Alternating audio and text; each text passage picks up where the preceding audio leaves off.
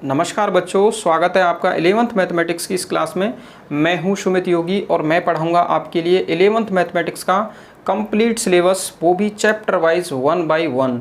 बच्चों, आपको पता होगा लगभग सभी स्टेट्स में एनसीईआरटी का सिलेबस लागू है और राजस्थान में भी एनसीईआरटी का सिलेबस लागू कर दिया गया है। तो सबसे पहले तो हमें ये जानना होगा कि 11th मैथमेटिक्स की एनसीईआरटी की बुक में कितने चैप्टर हैं और कौन कौन से टॉपिक हैं। तो हम 11th मैथमेटिक्स की बुक के प्रत्येक चैप्टर के बारे में डिटेल से अध्ययन करेंगे और नोट्स भी बनाएंगे। हाँ बच्चों, एक बहुत इम्पॉर्टेंट बात जो मैं आपके साथ शेयर करना चाहता हूँ, आप लोग जब भी मैथमेटिक्स का वीडियो देखते हैं आपको पेन और कॉपी लेकर बैठना है और प्रत्येक चैप्टर के नोट्स बनाने हैं, मतलब प्रत्येक चैप्टर को रिटर्न करते जाना है, क्योंकि मैथमेटिक्स एक ऐसा सब्जेक्ट है जो बिना अभ्यास के आसानी से समझ में आने वाला नहीं है। अतः आपको प्रत्येक वीडियो को कम से कम 2 बार देखना है और प्रत्येक चैप्टर के नोट्स बनाने हैं और सभी कंसेप्ट्स को बारीकी से समझना है। फिर देखना मैथमेटिक्स आपके लिए कितना आसान हो जाता है। और मैं आपके साथ प्रत्येक टॉपिक और प्रत्येक चैप्टर को डिटेल से पढ़ाऊंगा और डिटेल से आपको समझाऊंगा। तो शुरुआत करते हैं इस वीडियो की। एनसीईआरटी 11th मैथमेटिक्स में वर्तमान में 16 चैप्टर हैं। कितने चैप्टर हैं? 16 चैप्टर हैं। इसमें से पहला चैप्टर है समुच्चय। बहुत ही बेसिक चैप्टर है और बहुत ही अच्छा चैप्टर है, हर जगह ये काम आता है। सेट, इसके अंदर हम ये समझेंगे कि सेट की डेफिनेशंस क्या होती है, सेट का निरूपण कैसे करते हैं, सेट के टाइप कितने होते हैं, ये सभी हम इस चैप्टर के अंदर पढ़ेंगे। और इस चैप्टर से संबंधित क्वेश्चन हर कॉम्पिटिटिव एग्जाम्स में आते हैं। प्रत्येक कॉम्पिटिटिव एग्जाम्स में इस चैप्टर से कम 1 या 2 क्वेश्चन अवश्य मिलते हैं। आईआईटी जेईई हो या एनडीए हो या एयरफोर्स हो या नेवी हो, CDS, first grade, second grade, सभी कॉम्पिटिटिव एग्जाम्स में इस चैप्टर से कम 1 या 2 क्वेश्चन निश्चित रूप से मिलते हैं। सेकंड चैप्टर है संबंध एवं फलन, रिलेशन एंड फंक्शन। बहुत ही ज़्यादा इम्पोर्टेंट चैप्टर है ये चैप्टर 12th में भी आपके काम आएगा, क्योंकि 12th में पहला ही चैप्टर फंक्शन है। पहला ही चैप्टर क्या है? फंक्शन। उसमें कंपोजिट फंक्शन भी मिलेगा आपको। फिर उसके बाद में सेकंड चैप्टर होता है इनवर्स ट्रिग्नोमेट्रिकल फंक्शंस, ठीक है ना। तो वहाँ ये चैप्टर बहुत काम आने वाला है, रिलेशन एंड फंक्शन, ठीक है ना। और इस चैप्टर से ही संबंधित एक बुक्स है बीएससी में जो कि रियल एनालिसिस के नाम से जानी जाती है। तो ये चैप्टर आगे की कक्षाओं में जब आप हायर एजुकेशन में जाएंगे तो वहाँ भी ये चैप्टर बारी बारी से काम आएगा। और इस चैप्टर में से प्रत्येक कॉम्पिटिटिव एग्जाम्स में क्वेश्चन आते ही आते हैं।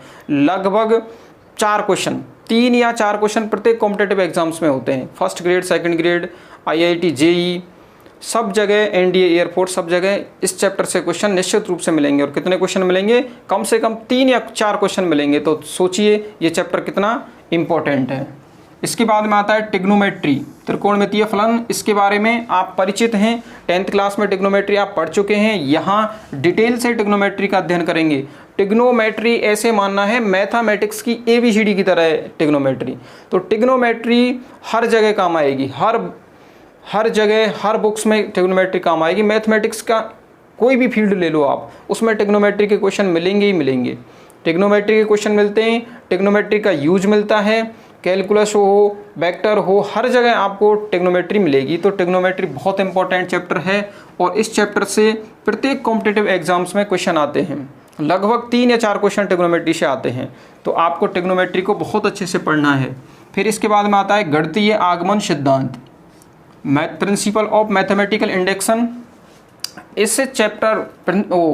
इस प्रिंसिपल ऑफ मैथमेटिकल इंडेक्शन के द्वारा हम किसी भी फॉर्मूले की उत्पत्ति को देखते हैं कि ये फॉर्मूला आया कैसे है, कैसे ये फॉर्मूला बना है। जैसे कि प्राकृत संख्याओं का योग कितना होता है? n×n+1/2। Some of natural numbers कितना होता है? n×n+1/2। लेकिन ये कैसे आया, इसकी उत्पत्ति का प्रूफ कहाँ पे करेंगे हम? प्रिंसिपल ऑफ मैथमेटिकल इंडेक्शन में करेंगे, ठीक है ना। तो कॉम्पिटिटिव एग्जाम में इस चैप्टर से क्वेश्चन नहीं आते हैं। कॉम्पिटिटिव एग्जाम की दृष्टि से ये चैप्टर महत्वपूर्ण नहीं है। बट कोई भी फॉर्मूला है, कोई भी स्टेटमेंट है, तो उसकी उत्पत्ति कैसे हुई है उसको किसके द्वारा प्रूव करेंगे हम? प्रिंसिपल ऑफ मैथमेटिकल इंडक्शन के द्वारा प्रूव करेंगे। बहुत आसान चैप्टर है। इससे नेक्स्ट चैप्टर है आपका सम्मिश्र संख्याएं, सम्मिश्र संख्याएं एवं द्विघात समीकरण। तो द्विघात समीकरणों से तो आप पहले ही परिचित हैं, 11th क्लास में परिचित हो चुके हैं, सॉरी 10th क्लास में परिचित हो चुके हैं, लेकिन सम्मिश्र संख्याओं से आप परिचित नहीं हैं। कॉम्प्लेक्स नंबर, अभी तक आपने रियल नंबर तक संख्याएं पढ़ी हैं, नेचुरल नंबर पढ़ी हैं आपने, होल नंबर पढ़ा है, इंटीजर्स पढ़ा है, और रैशनल नंबर पढ़ा है, इरेशनल नंबर पढ़ा है, और आपने रियल नंबर पढ़ा है, लेकिन आपने सम्मिश्र संख्याएं नहीं पढ़ी हैं। तो चैप्टर नंबर 5 में मैं आपके लिए सम्मिश्र संख्याओं को डिटेल से समझाऊंगा कि सम्मिश्र संख्याएं क्या होती हैं, सम्मिश्र संख्याओं की उत्पत्ति कैसे हुई, क्यों सम्मिश्र संख्याओं की आवश्यकता पड़ी। जैसे देखो एक इक्वेशन ले लेते हैं हम यहाँ पर, जैसे ये x² - 2 equal to x² - 1 equal to 0, ये कोई इक्वेशन है। तो ये आपको दिख रहा है एक ऐसी इक्वेशन है, क्वाड्रेटिक इक्वेशन है, द्विघात समीकरण है। तो इसके कितने हल होते हैं? 2 हल होते हैं, और वो कौन से होते हैं भाई? x² इक्वल टू, इसके अपन फैक्टर कर सकते हैं x + 1 और x - 1 इक्वल टू 0। तो यहाँ से x का मान क्या आ जाता है? x का मान आता है ±1। लेकिन यदि आपके लिए देखो ये वाला क्वाड्रेटिक इक्वेशन दे दिया, कोई भी एक क्वाड्रेटिक इक्वेशन में ले रहा हूँ, ये क्वाड्रेटिक इक्वेशन मैंने ले लिया, x² + 1 इक्वल टू 0। अब मैं कह रहा हूँ कि इसका सॉल्यूशन ज्ञात करो, इसका सॉल्यूशन ज्ञात करो। तो आपको पता है द्विघात समीकरण के कितने हल होते हैं, कितने मूल होते हैं? 2 होते हैं, ठीक है ना। तो ये द्विघात समीकरण है तो 2 मूल होने चाहिए। तो x² का मान कितना आएगा? यदि 1 को उधर ले जाएं तो -1, फिर x का मान कितना आएगा? ± √-1। लेकिन नेगेटिव संख्याओं का अंडर रूट तो हमने पढ़ा ही नहीं है, नेगेटिव संख्याओं का अंडर रूट पढ़ा ही नहीं है, हमने केवल पॉजिटिव संख्याओं का अंडर रूट पढ़ा है। जैसे कि ये 4 है, 4 का रूट कितना होता है? 2, हमने तो ये पढ़ा है, ठीक है ना। तो इस नेगेटिव संख्याओं का अंडर रूट हमने पढ़ा नहीं है, तो इस समीकरण का हल हम कैसे ज्ञात करेंगे, जबकि इस समीकरण के 2 हल होंगे। तो ये यहाँ से सम्मिश्र संख्याओं की उत्पत्ति होती है, काल्पनिक संख्याओं की यहाँ से उत्पत्ति होती है कि इस समीकरण का सॉल्यूशन कैसे फाइंड आउट करें। तो इसके लिए हमने एक नया नाम दे दिया, इसको √-1 को नया नाम दे दिया, और इसको हम बोलते हैं आयोटा। क्या बोलते हैं इसको? हम आयोटा बोलते हैं, इसको आई से डिनोट करते हैं और इसको बोलते हैं आयोटा। ये एक इमेजिनरी नंबर होता है, क्योंकि कोई भी क्वाड्रेटिक इक्वेशन है तो निश्चित रूप से उसका कुछ ना कुछ सॉल्यूशन तो होगा, और वो सॉल्यूशन ज्ञात करने के लिए हमने इस नंबर को एक नया नाम दे दिया है आयोटा। यहाँ से इसका सॉल्यूशन ज्ञात कर सकते हैं। यदि नेगेटिव संख्या का अंडर रूट निकालना नहीं आता तो फिर इसके मूल कैसे ज्ञात करते, जबकि क्वाड्रेटिक इक्वेशन में ये शर्त होती है कि द्विघात समीकरण है तो उसके 2 हल होंगे, और जैसे हमने 3 घात का समीकरण ले लिया तो उसके कितने हल होते हैं? 3 हल होते हैं। तो हल तो आपको कहीं ना कहीं से लाने पड़ेंगे। तो इसके लिए हमने ये मान लिया √-1 क्या होता है? आयोटा। और आयोटा क्या है? इमेजिनरी संख्या है। इसको मैं आपको डिटेल से समझाऊंगा सम्मिश्र संख्या पढ़ते समय। फिर इससे नेक्स्ट चैप्टर है रैखिक असमीकाएं। रैखिक असमीकाएं आप 10th क्लास में पढ़ चुके हैं। और इसके बाद में है क्रमचय एवं संचय, बहुत ही ज़्यादा इम्पोर्टेंट टॉपिक है क्रमचय और संचय, परम्यूटेशन एंड कॉम्बिनेशन। ये हर कॉम्पिटिटिव एग्जाम्स में काम आता है, हर कॉम्पिटिटिव एग्जाम्स में इससे क्वेश्चन आते हैं। तो परम्यूटेशन और कॉम्बिनेशन के अंतर्गत हम समझेंगे कि 5 कुर्सियों पर 5 स्टूडेंट्स को कितने टाइप से बिठाया जा सकता है। इस टाइप के क्वेश्चन इसमें हम सॉल्व करेंगे। जैसे आपके लिए 5 कुर्सी दे दी और 5 स्टूडेंट है तो उनको कितने टाइप से आप उन कुर्सियों पर बिठाएंगे, ठीक है। जैसे आपको 15 प्लेयर्स में से 11 प्लेयर्स की एक टीम बनानी है तो कितनी टीम आप बना सकते हैं। ऐसे क्वेश्चंस, ऐसी प्रॉब्लम्स हम किस में सॉल्व करेंगे? परम्यूटेशन एंड कॉम्बिनेशन में सॉल्व करेंगे। इसके बाद में आता है द्विपद प्रमेय, 8वां चैप्टर है द्विपद प्रमेय, बाइनोमियल थ्योरम। इस चैप्टर में हम ये समझेंगे कि किसी भी द्विपद व्यंजक का एक्सपेंशन कैसे किया जाता है, उसका प्रसार कैसे किया जाता है। अभी तक हमने केवल ये पढ़ा है x + a का होल स्क्वायर क्या होता है? x² + 2ax + a²। और हमने ये फॉर्मूला भी पढ़ा है, कौन सा? वैसे मैंने ले लिया x प्लस ए का होल क्यूब, तो ये क्या होता है x cube plus 3x square A plus 3x A square plus A cube. But यदि क्वेश्चन ये आ गया कि x प्लस ए की पावर 4, तो इसका एक्सपेंशन कैसे करेंगे? x प्लस ए की पावर मैंने दे दिया आपको 20, तो इसका एक्सपेंशन कैसे करेंगे? तो ये सभी एक्सपेंशन का अध्ययन हम किस में करेंगे? द्विपद प्रमेय में इसका अध्ययन करेंगे। इसके बाद में नेक्स्ट चैप्टर आता है अनुक्रम एवं श्रेणी, सीक्वेंस एंड सीरीज।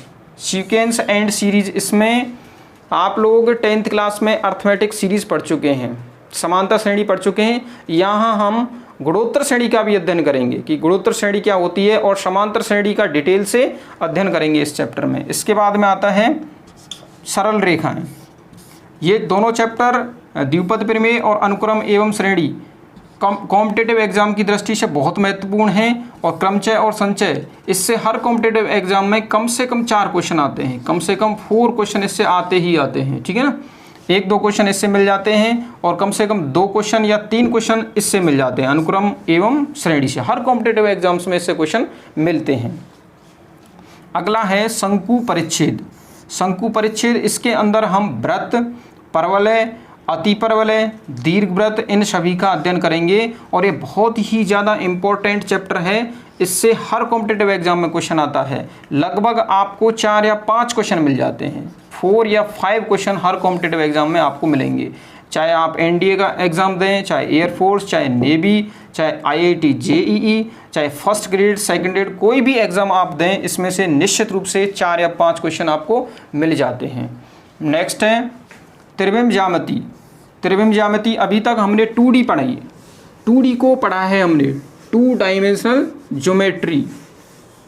जैसे कि अभी तक हमने ये पढ़ा है कि ये एक्स एक्सिस होता है और ये क्या होता है वाई एक्सिस, मतलब प्लेन में कोई भी वस्तु हो तो उसका अध्ययन हमने किया है। जैसे प्लेन में हमने वृत्त ले लिया, प्लेन में हमने वर्ग ले लिया, तो इन सभी का प्लेन ज्योमेट्री का अभी तक हमने 10th क्लास में अध्ययन किया है। यहाँ पर हम 3 डायमेंशनल ज्योमेट्री का अध्ययन करेंगे। 3 डायमेंशनल ज्योमेट्री जिसमें कि 3 अक्ष होते हैं, एक्स, वाई और जेड, एक्स, वाई और जेड, ठीक है ना। क्योंकि कई बार हमें 3D की आवश्यकता पड़ती है। जैसे कि हमारे रूम में एक पंखा लटका हुआ है, तो उस पंखे तक कैसे पहुंचा जाएगा, तो उसके लिए 3D की आवश्यकता पड़ेगी। एक्स डायरेक्शन में भी चलना पड़ेगा, वाई डायरेक्शन में भी चलना पड़ेगा, और जेड डायरेक्शन में भी चलना पड़ेगा, तब जाके हम उस पंखे की लोकेशन बता पाएंगे। ऐसे ही हमें सपोज करो घनाभ का अध्ययन करना है, या फिर हमें घन का अध्ययन करना है, या फिर हमें बेलन, शंकु, इन सभी का अध्ययन करना है, तो ये सभी कैसी आकृतियाँ होती हैं? 3D आकृतियाँ होती हैं। इन सभी का अध्ययन हम किस में करेंगे? 3 डायमेंशनल ज्योमेट्री में। फिर इसके बाद में आता है सीमा और अवकलज। 3D बहुत इंपॉर्टेंट टॉपिक है, इससे भी कॉम्पिटिटिव एग्जाम्स में क्वेश्चन आते हैं। लगभग 3 या 4 क्वेश्चन हर कॉम्पिटिटिव एग्जाम्स में इसमें मिलते हैं। नेक्स्ट चैप्टर सीमा और अवकलज, लिमिट और डेरिवेटिव। ये भी बहुत ज़्यादा इंपॉर्टेंट चैप्टर है, बेसिक चैप्टर है। 12th में आप पढ़ेंगे कंटिन्यूटी एंड डिफरेंशिएबिलिटी, संततता और अवकलनीयता, वो टोटल चैप्टर इस पर बेस्ड है। यदि आप सीमा निकालना नहीं जानते, लिमिट निकालना नहीं जानते हैं, यदि आप डेरिवेटिव निकालना नहीं जानते हैं, तो उस चैप्टर में आप स्कोर नहीं कर पाएंगे। ये चैप्टर कॉम्पिटिटिव एग्जाम्स की दृष्टि से भी बहुत महत्वपूर्ण है। लिमिट में से हर कॉम्पिटिटिव एग्जाम्स में क्वेश्चन आते हैं, डेरिवेटिव, अवकलज में से हर कॉम्पिटिटिव एग्जाम्स में आपको क्वेश्चन मिलेंगे। तो ये बहुत इंपॉर्टेंट चैप्टर है। इसके बाद में गणितीय विवेचन,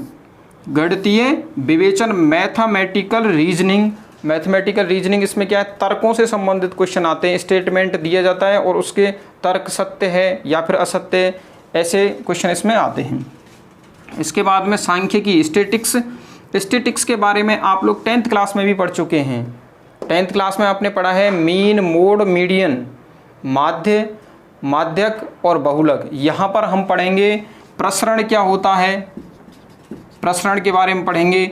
मानक विचलन क्या होता है, मानक विचलन के बारे में पढ़ेंगे। मानक विचलन गुणांक क्या होता है, इन सभी के बारे में हम लोग इसमें पढ़ेंगे। इसके बाद में आता है चैप्टर नंबर 16।